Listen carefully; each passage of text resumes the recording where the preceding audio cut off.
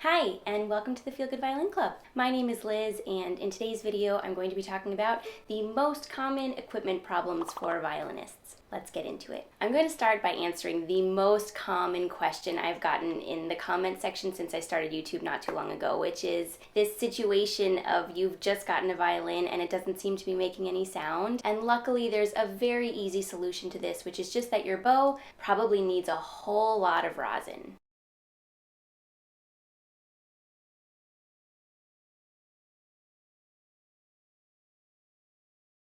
Another really common question I get from students is how to know if your bow needs rosin. And you can totally answer this yourself by just feeling out as you're playing whether the bow feels slippery or maybe feels like it doesn't have good grip with the string, or maybe if there are even some dead spots in the bow hair where when you play them, they don't make any sound. Just make sure that when you're done playing at the end of your session that you wipe off any excess rosin residue that is on your strings or on the violin. Occasionally you might open your case or while you're playing discover that a bow hair has snapped. This is really nothing to worry about unless you're really losing like a whole bunch of bow hairs, in which case you might want to investigate a little bit. There could be various solutions for that. But if there's just like a hair that breaks, it's no big deal. You can just firmly but carefully just kind of rip it out on either end of the stick. Tuning. I know at the beginning it can seem a little bit like this weird mystery, but luckily if you only have to do some minor adjustments, it's really not a big deal and it's pretty straightforward. Just download a free tuner app on your phone and then use the little fine tuners here on your tailpiece which connect to the strings to adjust the pitch. So we do this by, if you're looking at your instrument, you turn the little fine tuner clockwise to raise the pitch and move the little dial on the tuner to the right, and you turn it counterclockwise to lower the pitch and move the little dial on your tuner to the left.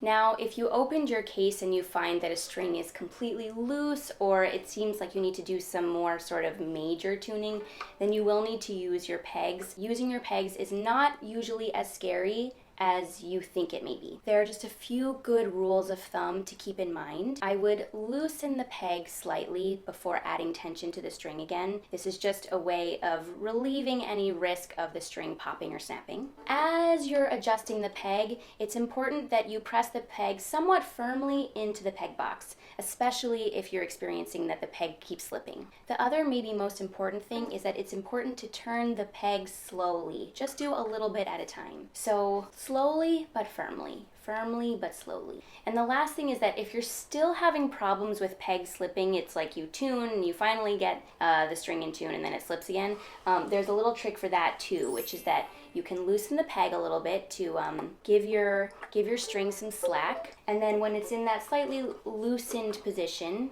or very loosened, you can loosen it a whole lot if you want, do the best that you can to push the threading of the string closer to the edge of the peg box, the side that the peg is on. This makes it so that the threading kind of holds the peg in place more by making it a little snug. The last concern I get frequently is just this concern of my violin just won't stay in tune. And I want to just reassure anybody who has this question or this problem that it's actually really normal to have to tune your violin daily or on a super regular basis, because violins are just sensitive. They're made of this organic material which is sensitive to changes in temperature and humidity, and it just really responds to even slight changes kind of more than you think. So I am tuning my violin like all the time. Like if I'm practicing, I usually tune my violin multiple times in a practice session. So it's really very normal, but there are some things you can do to kind of decrease the changes that your violin might experience. Like I definitely wouldn't put your violin in a hot trunk on a summer day or in a super cold trunk on a winter day. It's a good idea to close the case when you're done playing for the day,